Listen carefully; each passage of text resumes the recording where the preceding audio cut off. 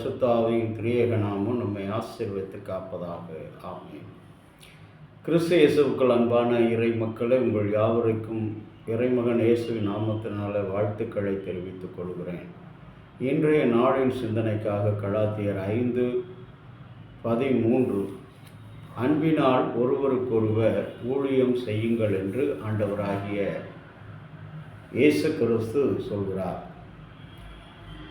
நாம் ஒவ்வொரு நாளும் ஏதாவது ஒரு மக்களுக்கு எப்படியாவது உதவி செய்ய வேண்டும் என்ற எண்ணம் கிறிஸ்தவர்களாகி நமக்கு இருக்க வேண்டும். அப்படி எண்ணத்தோடு இருக்கிறவன் தான் உண்மையான கிறிஸ்தவன்.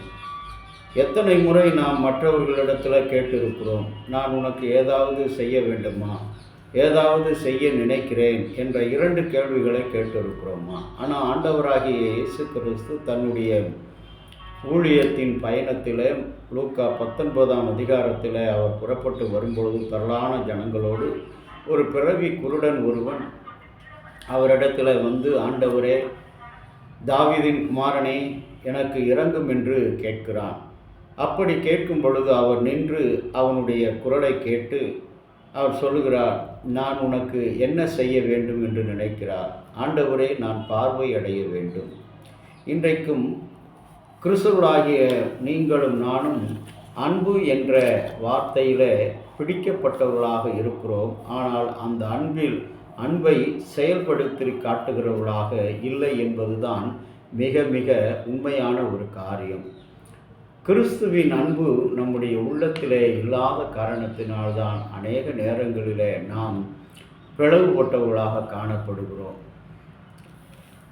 ஒரு அருமையான கொரோனா காலகட்டத்தில் ஆண்டவருடைய அந்த கொடூரமான அந்த தண்டனை கோபம் நோயாக உருவெடுத்த அநேக மக்களை, உறவுகளை, அன்றாட வேலைகளை இழக்கும்படியாக அன்றாட தினக்கூலிகள் உணவு இன்றி தன்னுடைய வாழ்க்கையை நடத்த முடியாதபடி அவர்கள் இருந்தார்கள். இப்படிப்பட்ட நிலையில் பெங்களூரில் இருந்த, கர்நாடக மாநிலத்தில் இருந்த ராகுல் ஜார்ஜ் என்ற ஒரு மனிதர் தன்னால் இயன்ற உணவை சமைத்து அன்றாட கூலி வேலை செய்கிற ஏழை எளியவர்களிடத்தில் சென்று உணவு வழங்கினார் என்று சொல்லி பார்க்கிறோம். இந்த அவருடைய ஒப்படைப்பு நிறைந்த இந்த பணி, திரு ராகுல் ஜார்ஜ் இதை விரிவாக்கம் செய்ய மனதிலே நினைத்து அந்த பின்னணியில் மருத்துவ பணி, சமுதாய பணி, விடுதலை பணி என்றெல்லாம் யாரெல்லாம் ஒதுக்கப்பட்டிருக்கிறார்களோ, தள்ளப்பட்டிருக்கிறார்களோ, நிராகரிக்கப்பட்டு அனைவரையும் நேசிக்கின்ற ஒரு மனிதனாக அவர் அங்கு பாதிக்கப்பட்டவர்களுக்கு அங்கே உரிமைகளை வழங்கின ஒரு மனிதனாக காணப்படுகிறார்.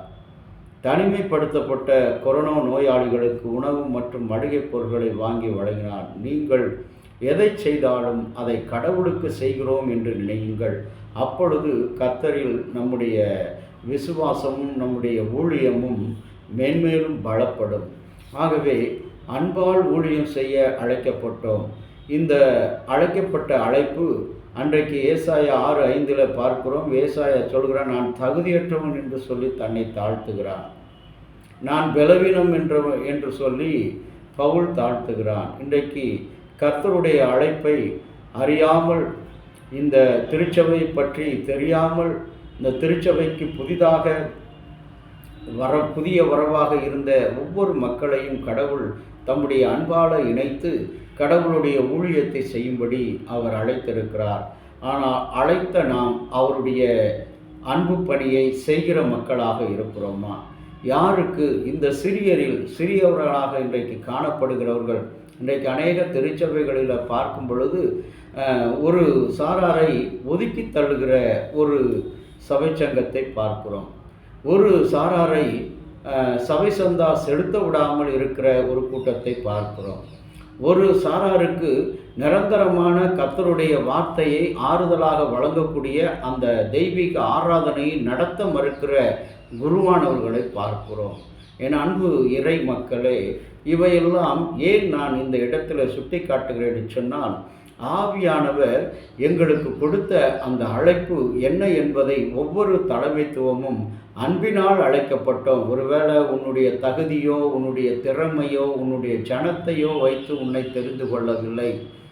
நீ ஒருவனாய் இருக்கையிலே நான் உன்னை தெரிந்து கொண்டேன் என்று சொன்ன ஆண்டவர் இந்த நாளிலும் அப்படிப்பட்ட சிந்தைகளோடு நம்மால் இயன்ற அளவு ஏழைகளையும் வறியவர்களையும் ஒடுக்கப்பட்டவர்களையும் வெறுக்கப்பட்டவர்களையும் திருச்சபையிலே அவர்கள் உறவு கொள்ளவும் உரிமை கொள்ளவும் அவர்களுக்குரிய பங்களிப்பை அவர்களுக்குரிய உரிமையை அடிப்படை உரிமையை கொடுப்பதற்கு நாம் ஆவலோடு அர்ப்பணிக்க வேண்டும்.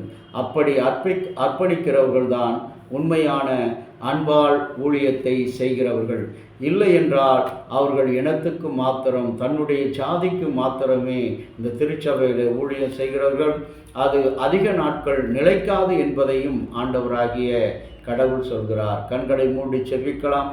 அன்புள்ள இயேசுசாமி, கிருபையாக நீர் கொடுத்த அந்த நல்ல நாளுக்காக நன்றி. உம்முடைய கிருபையின் கரங்களில் எங்களை அர்ப்பணிக்கிறோம். கர்த்தர் போதுமானவராக இருந்து இந்த நாளில் உம்முடைய அன்பான ஊழியத்தை அன்பினால் அழைக்கப்பட்ட நாங்கள் ஒருவருக்கொருவர் ஊழியம் செய்ய எங்களுக்கு உதவி செய்தருளும். இறைமகன் இயேசுவின் வழியாக வேண்டிக் கொள்கிறோம் நல்ல பிதாவே. ஆமென்.